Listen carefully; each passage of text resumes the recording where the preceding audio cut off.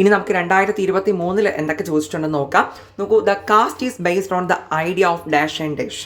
Cast സിസ്റ്റമാണ്. Caste system എന്തൊക്കെ base ചെയ്താണ് വരുന്നത്? പ്യൂരിറ്റി ആൻഡ് പൊല്യൂഷൻ ആണ് കേട്ടോ. പ്യൂരിറ്റി ആൻഡ് പൊല്യൂഷനെ ബേസ് ചെയ്തിട്ടാണ് കാസ്റ്റ് സിസ്റ്റം വരുന്നത്. രണ്ടാമത്തെ ചോദ്യം നോക്കൂ, dash refers to a digital platform. ഇതൊന്ന് ശ്രദ്ധിച്ചോളെ, നോട്ട് ചെയ്ത് വെച്ചോളൂ, പലരും കേട്ടിട്ടുണ്ടാവില്ല. Dash refers to a digital platform where individuals can buy and sell commodities and services around the world. നിങ്ങളുടെ അഡീഷണൽ ടെക്സ്റ്റിലുള്ള ഒരു ചോദ്യമാണ് കേട്ടോ ഇത്.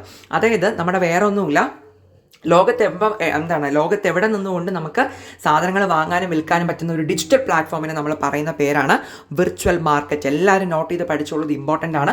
വിർച്വൽ മാർക്കറ്റ് അഡീഷണൽ ടെക്സ്റ്റിലുള്ള പോർഷനാണ് കേട്ടോ. വിർച്വൽ മാർക്കറ്റ് എന്നാണ് നമ്മൾ പറയുന്നത്. ഫോർ എക്സാമ്പിൾ, നമ്മുടെ ഫ്ലിപ്കാർട്ട്, ആമസോൺ, മീഷോ, മിന്ത്ര ഇതൊക്കെ ഉണ്ടല്ലോ, അത് തന്നെയാണ് സംഭവം. നമ്മൾ ഈ ഓൺലൈൻ വഴി സാധനങ്ങളും സേവനങ്ങളും വാങ്ങുകയും വിൽക്കുകയും ഒക്കെ ചെയ്യുന്നുണ്ട്. അതാണ് ആ ഒരു ഡിജിറ്റൽ പ്ലാറ്റ്ഫോമിനെ പറയാണ് വിർച്വൽ മാർക്കറ്റ് എന്നുള്ളത്. എല്ലാവരും അത് നോട്ട് ചെയ്തേക്കാം. ഇനി മൂന്നാമത്തെ ചോദ്യം, the year in which the right to information act നിലവിൽ വന്ന വർഷം ഏതാണ്? 2005 വളരെ ഇമ്പോർട്ടൻ്റ് ആണ്. റൈറ്റ് ടു ഇൻഫോർമേഷൻ ആക്ട് 2005 നിലവിൽ വന്നു.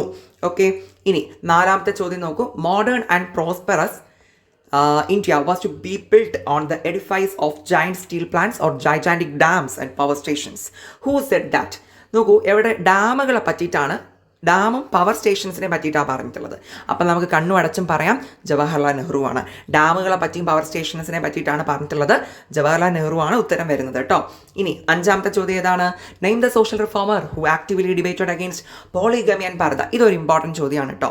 നമ്മുടെ പോളിഗമി ആൻഡ് പർദ സിസ്റ്റത്തിനെതിരെയൊക്കെ പോരാടിയ ഒരു സോഷ്യൽ റിഫോമർ ആരാണ് ഉത്തരം? ജഹനാര ഷാനവാസ്. ഓക്കെ, ജഹനാര ഷാനവാസ് ആണ് പോളിഗമി പർദ സിസ്റ്റത്തിനെതിരായിട്ടൊക്കെ പോരാടിയ ധീരവനിത. ഓക്കെ, ഇനി അടുത്ത് നോക്കൂ, അതെ, first school for women was started by. സ്ത്രീകൾക്ക് വേണ്ടിയിട്ട് ഇന്ത്യയിൽ ആദ്യമായിട്ട് സ്കൂൾ സ്റ്റാർട്ട് ചെയ്തത് ആരായിരുന്നു? പൂനെയിലാണ്. നമ്മുടെ ജ്യോതിബ ഫുലെയാണ് ഉത്തരം വരുന്നത്. ജ്യോതിബ ഫുലെയാണ് സ്ത്രീകൾക്ക് വേണ്ടിയിട്ട്, പെൺകുട്ടികൾക്ക് വേണ്ടിയിട്ട് ആദ്യത്തെ സ്കൂൾ സ്റ്റാർട്ട് ചെയ്തത്. ഇനി ഏഴാമത്തെ ചോദ്യം എന്ന് പറയുന്നത്, ഈ ഒരു ചാർട്ട് കംപ്ലീറ്റ് ആക്കാനാണ്. ഡെമോക്രസി, ഡയറക്റ്റ് ഡെമോക്രസി ഉണ്ട്. ഇപ്പുറത്ത് എന്താ വരുന്നത്? Indirect democracy. ഓക്കെ, ദെൻ എട്ടാമത്തെ ചോദ്യം, Reddys in Andhra Pradesh is an example of dash. Dominant caste ആണ്. നമ്മുടെ ആന്ധ്രാപ്രദേശിലെ റെഡീസ് എന്ന് പറയുന്നത് ഒരു ഡോമിനന്റ് കാസ്റ്റിന് ഉദാഹരണമാണ്. അടുത്ത ഒമ്പതാമത്തെ ചോദ്യം എന്ന് പറയുന്നത്, the concept of scientific management അല്ലെങ്കിൽ ടൈലറിസം എന്ന് പറയുന്ന കോൺസെപ്റ്റ് കൊണ്ടുവന്നത് ഫ്രെഡറിക് വിൻസ്ലോ ടൈലർ. ഓക്കെ, ടൈലറാണ് കൊണ്ടുവന്നത്, അത് ഓർത്തിരിക്കുക. ഇനി പത്താമത്തെ ചോദ്യം, the government is trying to sell its share in several public sector companies. ഇതൊന്ന് നോട്ട് ചെയ്തോളൂ.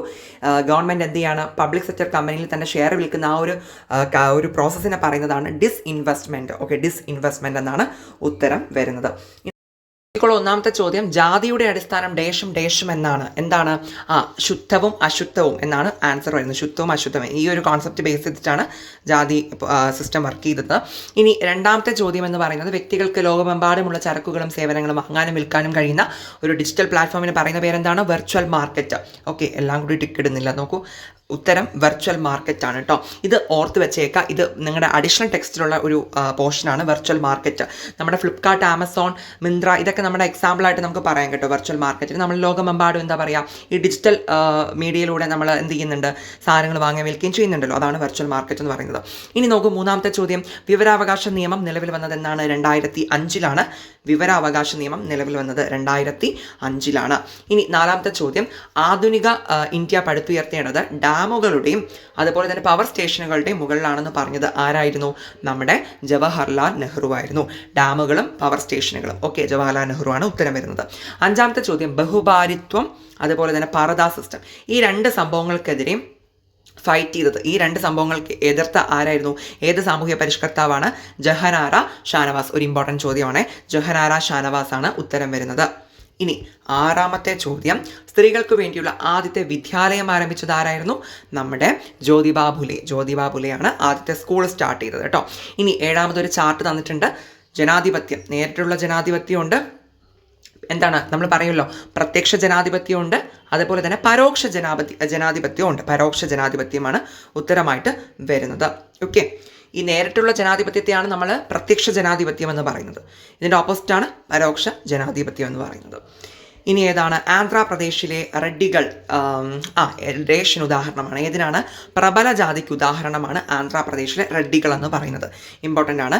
ഇനി 9ാമത്തെ ചോദ്യം, ശാസ്ത്രീയ മാനേജ്മെൻറ്റ് അഥവാ ടൈലറിസം എന്ന ആശയം അവതരിപ്പിച്ചത് ഫ്രെഡറിക് വിൻസ്ലോ ടൈലറാണ് കൊണ്ടുവന്നത് ഈ ഒരു ആശയം. അതും നിങ്ങൾ പഠിച്ചു വെച്ചേക്കുക. ഇനി 10ാമത്തെ ചോദ്യം, പൊതുമേഖലാ കമ്പനികളുടെ ഓഹരികൾ ഗവൺമെൻറ് വിറ്റുകൊണ്ടിരിക്കുന്നു. ഈ പ്രക്രിയ എന്താണ് പറയുന്നത്? ഈ ഒരു പ്രക്രിയ എന്താ നമ്മൾ പറയുന്നത്? ഉത്തരം ഓഹരി വിറ്റഴിക്കൽ എന്നാണ് പറയുന്നത്. എളുപ്പമാണല്ലോ. ഓഹരി വിൽക്കുന്നു, ഓഹരി വിറ്റഴിക്കൽ. ഇതൊന്ന് ഇമ്പോർട്ടൻ്റ് ആയിട്ട് നോട്ട് ചെയ്ത് വെച്ചേക്കണേ.